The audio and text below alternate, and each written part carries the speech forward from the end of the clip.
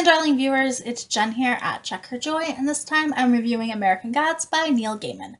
This is the author's preferred text in the 10th anniversary edition, and I listened to the audiobook for this, which has a full cast recording for it, and I thoroughly enjoyed that audiobook.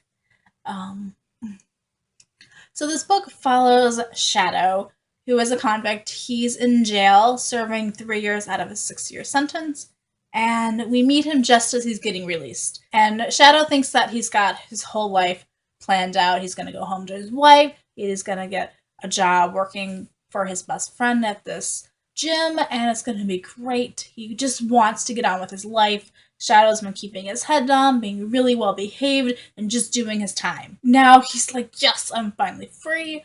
Only he finds out that his wife and best friend have died in a car accident.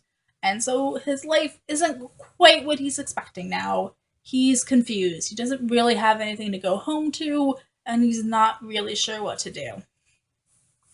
On the plane ride home for the funerals, he meets Mr. Wednesday, who is this very charismatic but rough character. And Mr. Wednesday offers him a job as a driver, errand boy, kind of just whatever he needs. And Shadow reluctantly agrees to take the job.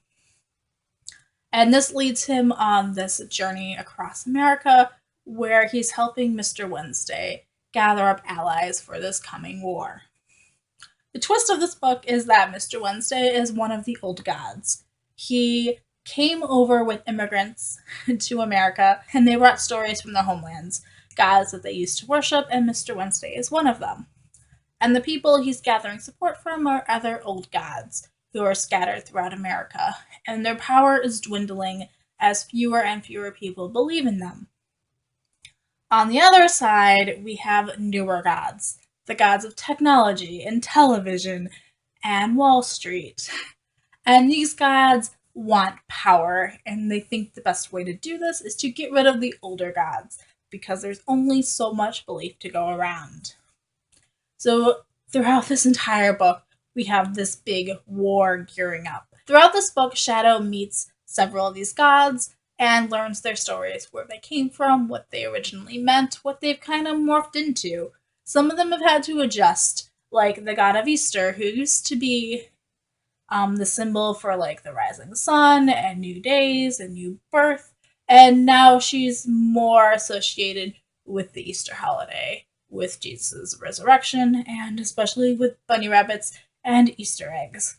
And it's not what she started out doing, but it kind of works for her. She's still getting power, even if people have forgotten what she really originally was. Some of the other gods are not so lucky. It talks about like Native American gods. One of them is Whiskey Jack, and as fewer people believe in him, he's losing his grip on the land and kind of doesn't quite have as much power. Also in here we have the Egyptian gods of the dead.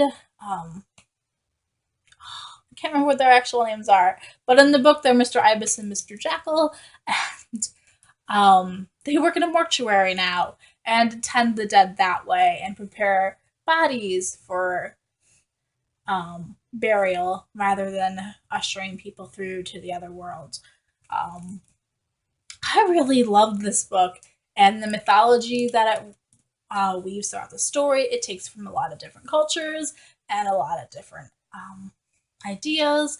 We get to see several gods that I was familiar with, and also get introduced to ones that I wasn't quite so familiar with. And I love the way that they all play and roll in this modern society. I also like the road trip aspect of this and going to different places and seeing different parts of the country, and how America is this big, vast, complicated thing. We have major cities like Chicago and really small towns like Lakeside, where Shadow tries to hide for a bit, and how they each have their own feel and their own beliefs. Interwoven throughout here, we have these kind of breaks where we're introduced to these coming to America stories, which is following an immigrant coming to the States and what beliefs they bring with them and how they interact with them within their own lives. And I found those super entertaining and one of my favorite parts of this book. It was fun to try to figure out who each of the gods were, too, when we were first introduced to them, because they don't go by their normal names for most of them. They have adapted more Americanized names. There's also gods in here that have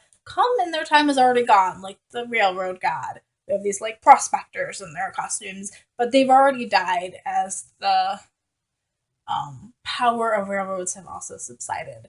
We still have railroads, but they aren't as prominent as they were in the 1800s. This book definitely had a few surprises in here. Some of it was which gods they were, some of it was how the plot actually starts rolling out. Like, you know, there's a war coming, but how that war takes place is surprising. This book has some pretty graphic sex and violence in it, so if you're really sensitive to that, this is probably not the best book for you. So I really enjoyed this ride. I'm pretty sure I gave it 4 stars on Goodreads. I remember right now. It's maybe not my favorite Neil Gaiman book, but it's definitely entertaining and I enjoyed the ride. I don't know that I'm necessarily going to be rushing back to reread this one anytime soon.